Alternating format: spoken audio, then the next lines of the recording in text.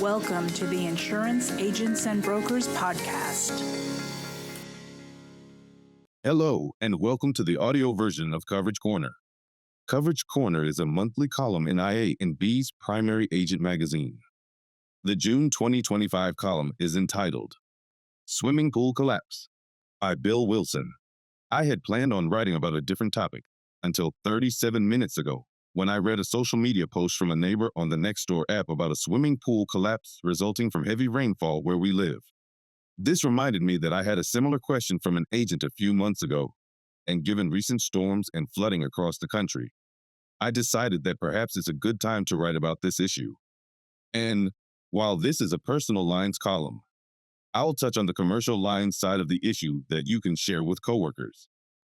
An agent contacted me in January about a homeowner's insured who had his in-ground pool drained in order to repair some tile, replace light fixtures, and rebuild the deck around the pool. The contractor drained the pool, then did not return for 2 weeks. In the meantime, the area experienced significant rainfall, and the hydrostatic pressure from the saturated ground around the pool caused it to collapse. In the case of prefab pools, the result can be a popping out of the ground.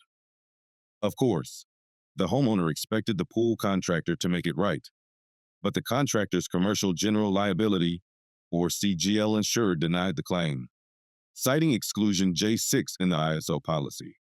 Whether this or other CGL exclusions apply depend on the facts and circumstances of each claim. But my understanding of what happened leads me to believe that the carrier is correct in denying the claim based on several court cases I reviewed.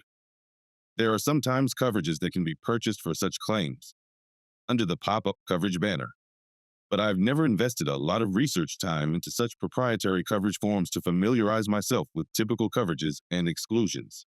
In any case, it appears that the only recourse against the contractor could be a legal one unless the contractor willingly accepts liability or can find coverage under a performance bond.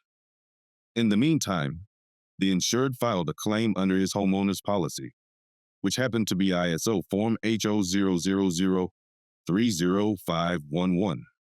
Unfortunately, the insurer denied the claim, citing two exclusions: collapse and water.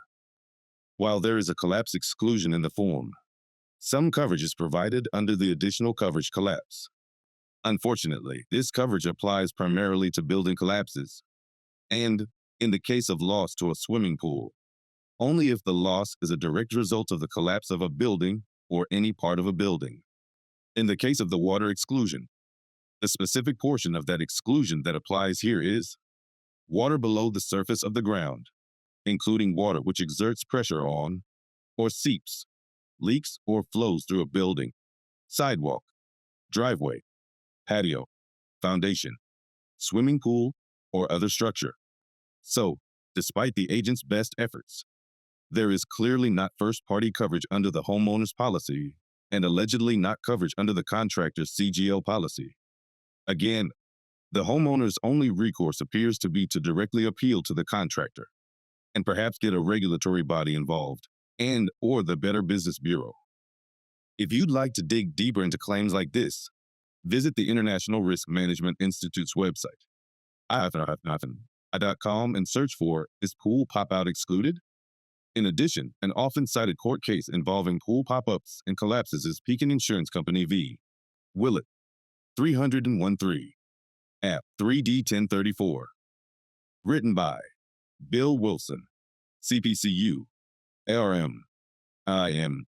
AAM is the founder and CEO of InsuranceCommentary.com and the author of 6 books, including the Amazon 4.8-star When Words Collide, Resolving Insurance Coverage and Claims Disputes, which Book Authority ranks as the #1 insurance book of all time.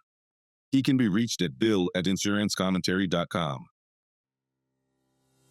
Insurance Agents and Brokers is the premier resource and champion for independent insurance agencies in Pennsylvania, Maryland, and Delaware. For more information, visit iabforme.com.